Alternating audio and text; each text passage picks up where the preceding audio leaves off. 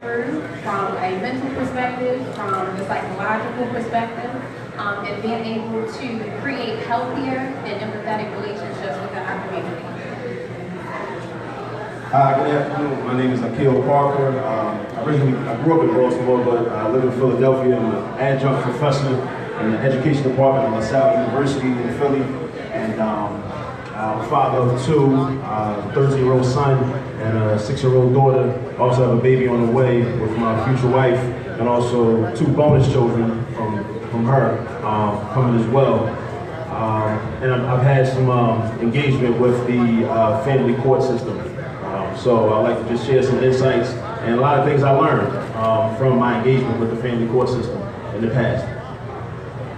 Okay. This is the first panel discussion Before here we at the begin, All Black Everything. If a tree falls in the forest, doesn't make a sound. What I mean by that is each one of you has a smartphone in your hand, has the capability to broadcast to the world.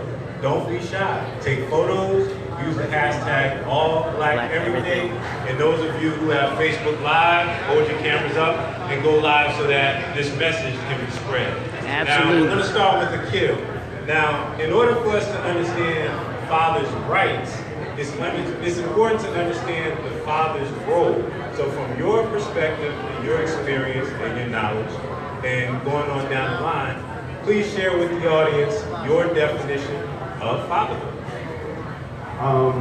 So my definition of fatherhood is from a traditional African-centered perspective of being a provider and a protector and an educator as well. But again, at the same time, I think that there has to be, also from the African-centered perspective, a complementarity between the black woman and the black man.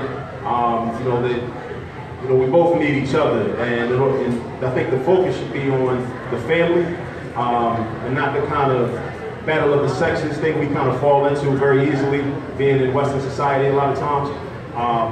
And what that does is build strong children, build strong children. So I think the father definitely is necessary. I think oftentimes in this society, fatherhood is treated as discretionary, especially when there's a co-parenting situation set up. Like, you go to your dad's house on the weekend, but the mother is responsible for the lion's share of the work or the heavy lifting.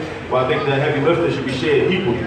And not only necessarily equally, but I say equitably, because there are some things where, at a certain point in the child's life, whether it be a boy or a girl, they might need their father more for certain things, they might need their mother more for certain things. So I think all those things need to be considered, and I think we need to be intelligent about how we do those things, and we need to put our egos to the side and center the children. So if we center the children, then, but that does require getting over a lot of our ego issues and our personal stuff and our mess that we might have with the ex or whatever, his new wife, his new girl, his new baby mom, all that type of stuff. We gotta put that stuff to the side and center the child. Like, what does the child need? It's not about me, it's not about how I feel or whatever. And it works both ways. Thank you. So I think in relationships, period, I think there should be harmony across the board. I think that a man is there to protect. I think he is there to stand forward in his role. But I think a lot of times you put so much emphasis on what one person should do or what the other person should do, and we don't really look at how the collective should come together.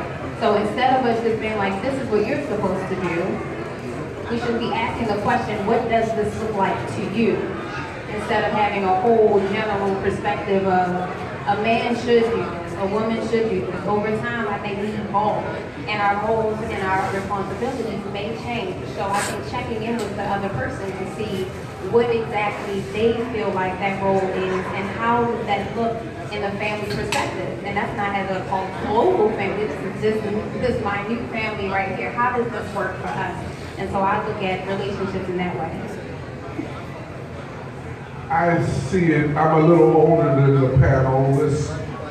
I was around when the black man was in the home, where it was unusual not to have a father at home. Now it's unusual to have a father at home. Not only over those years that our people change, our values change, our respect for our women change, but our destiny and trajectory of the children has changed, but not for the better. The father's role really, and I speak as a generational leader, being the grandfather too, is that you give them a vision and show them how to get the provision for the vision. My ministry is really prison ministry. I've taught in 9 prisons, and I used to think the reason that most of our young black men are in prison are for drugs. It's not that. Then I thought it was for the money. It's not that. Then I thought it was for the honey. It's not that, because when they get the money, they want the honey. And bringing us down since the beginning of time. But what it is the lack of fathers. The lack of someone giving them a direction, giving them an expectation level. If you raise the bar, they will meet it. And that is male and female. The woman is taught to be respected by the way the father treats his daughter. Or she finds herself looking for a daddy somewhere who won't be found because she didn't have one. Now, when we talk about, Akil touched on the point of more or less co-parenting. And when we look at communication as it relates to fatherhood and overall relationships, what are can you share one tip that can increase communication before, if a relationship breaks down, for example, before it gets out of the household and into the family court system? You start with that.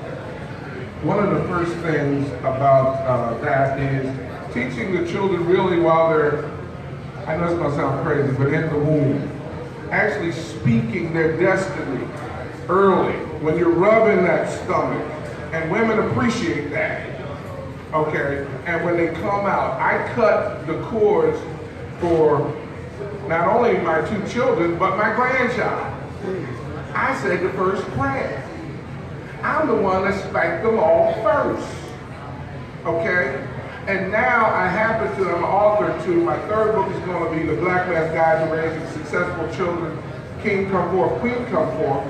But that's because God blessed me with 2 successful children, a king and a queen. But that started at the infancy stage. You must start the direction and then manifest it, even if there's a breakup in the home. I unfortunately am happily divorced. I'm looking for another queen, but that's another story. But I'm happily divorced, but we never divorced the children. Okay, never divorce the children. There are no illegitimate children, there are illegitimate parents.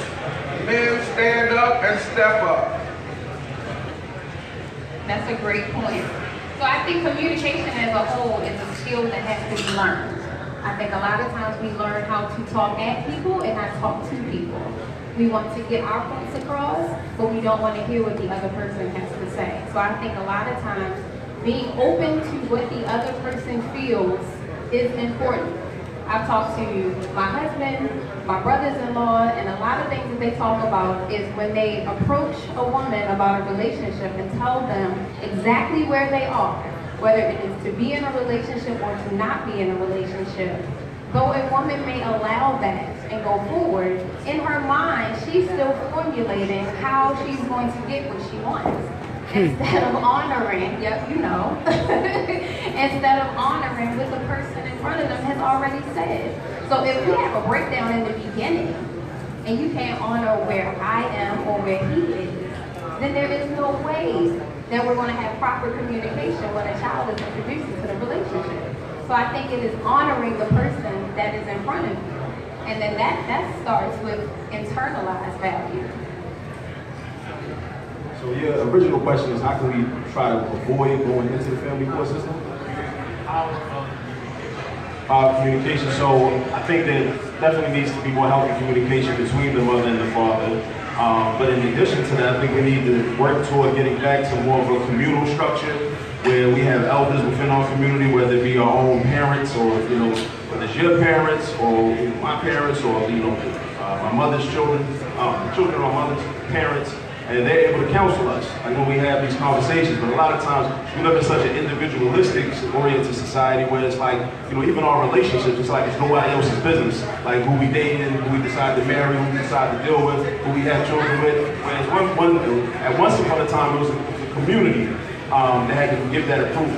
Because really, when you get together with somebody, you bring together two families. It's not just about you and them. So, you know, the reality is, we want to stay away from the family court system as much as possible, because the family court system benefits and exploits the dysfunction within our own community, and within our own families, and within our own relationships.